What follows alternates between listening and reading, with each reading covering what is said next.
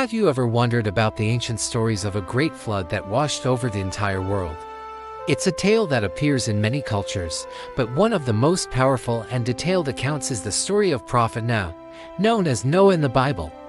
His story is a cornerstone in Islam, Christianity, and Judaism, a timeless narrative of faith, perseverance, and divine mercy.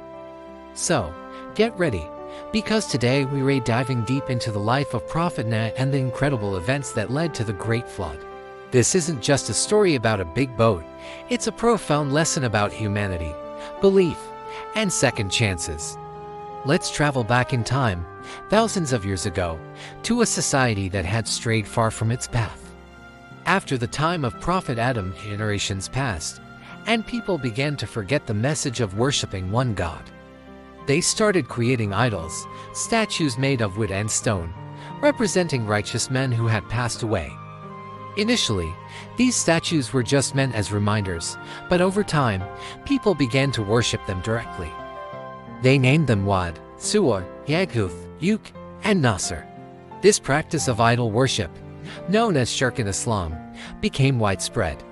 It was a time of deep spiritual darkness. Into this world, God chose a man named Noah. He was known among his people for his wisdom, trustworthiness, and impeccable character. God appointed him as a prophet and messenger, tasking him with a monumental mission to call his people back to the worship of the one true God and to abandon their idols. Noah was the first messenger sent to combat this deviation from monotheism.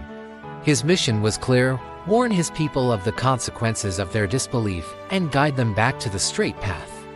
He was given no miracles of turning a staff into a serpent or curing the sick, but his miracle was his unwavering faith and his powerful, persistent message. With great hope and determination, Prophet Noah began his call. He approached his people with kindness and logic. He said, "O my people, worship God, you have no deity other than Him. Indeed, I fear for you the punishment of a momentous day." He reasoned with them day and night, in public and in private. He reminded them of the blessings of their Creator, the sky, the earth, the sun, the moon, and the rain that gives life. He urged them to seek forgiveness, promising them that God is most forgiving and would shower them with blessings, wealth, and children if they only turned back to Him. He spoke to them with patience, eloquence, and a deep love for their well-being, hoping to save them from a terrible fate. But how did His people respond? With arrogance, mockery, and stubborn rejection. The leaders and the wealthy elite were the most hostile. They saw Noah's message as a threat to their power and traditions. They accused him of being just a mortal man like them, not a divine messenger. They claimed that only the poor and the lowly followed him, looking down on his followers. They scoffed, if God had willed, He would have sent down angels. They ridiculed his message and dared him to bring the punishment he warned them about if he was truthful. They covered their ears, wrapped themselves in their garments, and persisted in their pride. This wasn't a rejection that lasted a week or a year. Prophet Noah preached to his people for an incredible length of time, 950 years. Imagine the patience, the sheer resilience it took. For nearly a millennium, he faced constant ridicule, abuse, and rejection. Generation after generation grew up hearing his call and ignoring it. He saw children grow into old men who taught their own children to hate and distrust him. Despite this overwhelming opposition, his faith never wavered. He continued to deliver his message, holding on to the hope that someone, anyone, would listen. But in all that time, only a very small number of people believed in him. The Quran describes them as a small band of faithful souls in a sea of disbelief. After 950 years of tireless calling, Prophet Noah, in a moment of profound despair for his people, turned to God. He had exhausted every method of persuasion. He complained to his Lord, "My Lord, they have disobeyed me and followed those whose wealth and children will only increase them in loss." He realized that his people were resolute in their disbelief and were even corrupting future generations. It was at this point that God revealed to Noah that no more of his people would believe. The time for warnings was over. A new command was given, one that would seem utterly bizarre to anyone who heard it. God commanded Noah to build a massive ark, a ship of unprecedented size. And where was he to build it? In the middle of a dry, landlocked area, far from any ocean. You can just imagine the reaction of the disbelievers. As Noah and his small group of followers began felling trees and constructing this enormous vessel, the mockery intensified. People would walk by, laughing and jeering. "A ship in the desert, Noah. Have you finally lost your mind?" They saw it as the ultimate proof of his foolishness. But Noah, acting under divine instruction, simply replied that if they were mocking him now, soon he would be the one to see them face a humiliating punishment. The ark was a marvel of engineering, built according to God's precise instructions.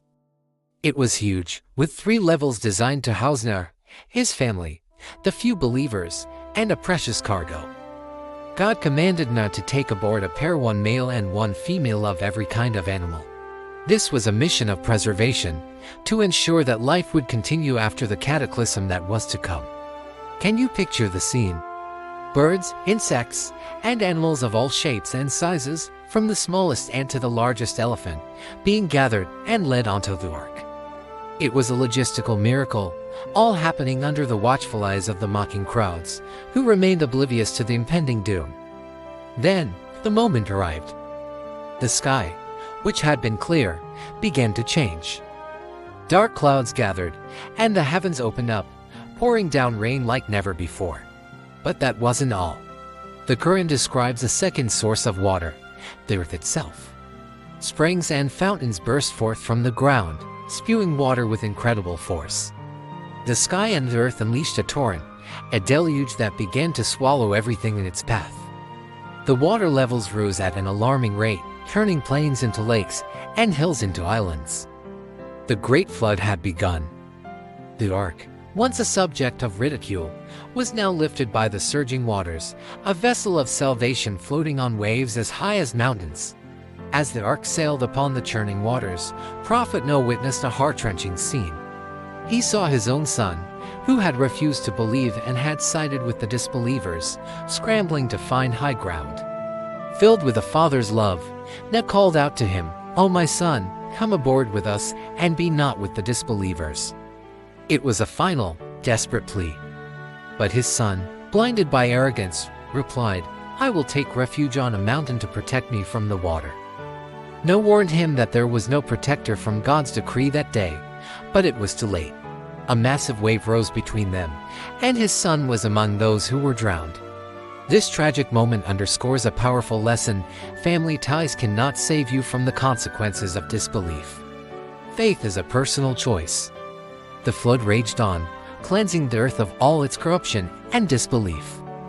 Everyone and everything outside the ark perished. After the divine purpose was fulfilled, God commanded, "O earth, swallow your water, and O sky, withhold your rain." The waters began to recede, and the rain stopped. The ark finally came to rest on Mount Judy, believed to be in modern-day Turkey. The doors of the ark were opened, and Noah, his family, the believers, and all the animals stepped out onto a new, purified earth. God blessed Noah and his descendants, making them the inheritors of the land.